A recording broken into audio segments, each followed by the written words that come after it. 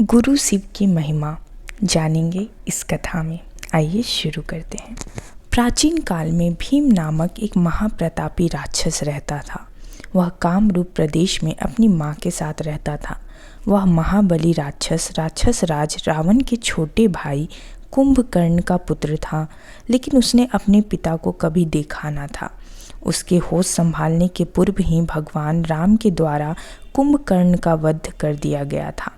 जब वह युवावस्था को प्राप्त हुआ तब उसकी माता ने उसे सारी बातें बताईं। भगवान विष्णु के अवतार श्री रामचंद्र जी द्वारा अपने पिता के वध की बात सुनकर वह महाबली राक्षस अत्यंत संत और क्रुद्ध हो उठा।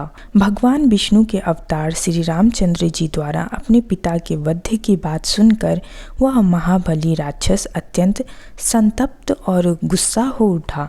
अब वह निरंतर भगवान श्री हरि के वध का उपाय सोचने लगा। उसने अपने अभीष्ट की प्राप्ति के लिए 1000 वर्ष तक कठिन तपस्या की। उसकी तपस्या से प्रसन्न होकर ब्रह्मा जी ने उसे लोक विजय होने का वर दे दिया। अब तो वह राक्षस ब्रह्मा जी के उस वर के प्रभाव से सारे प्राणियों को पीड़ित करने लगा। उसने देवलोक पर आक्रमण करके इंद्र आदि सारी देवताओं को वहां से बाहर निकाल दिया। पूरे देवलोक पर अब भीम का अधिकार हो गया।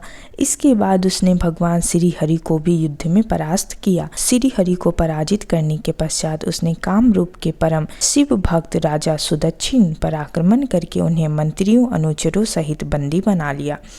उसके अत्याचार से वेदों, पुराणों, शास्त्रों और स्मृतियों का सर्वत्र एकदम लोप हो गया। वह किसी को कोई धार्मिक कृत्य नहीं करने देता था।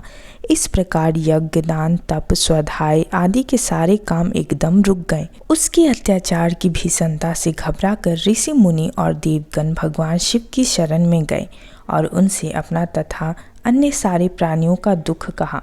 उनकी यह प्रार्थना सुनकर भगवान शिव ने कहा, मैं शीघ्र ही उस अत्याचारी राक्षस का संहार करूंगा। उसने मेरे प्रिय भक्त कामरूप नरेश सुदक्षिणा को भी सेवकों सहित बंदी बना लिया है। वह अत्याचारी असुर अब और अधिक जीवित रहने का अधिकारी नहीं रह गया है।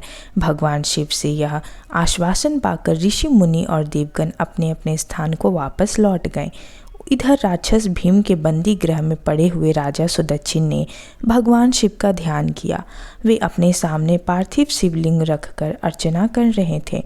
उन्हें ऐसा करते देख क्रोधमत्त होकर राक्षस भीम ने अपनी तलवार से उस पार्थिव शिवलिंग पर प्रहार किया, किंतु उस तलवार का स्पर्श उस लिंग से थोड़ा सा भी टिक नहीं पाया।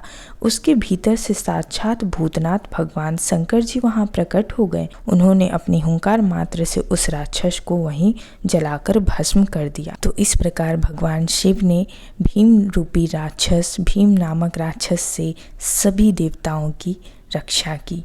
बोलो हर हर महादेव।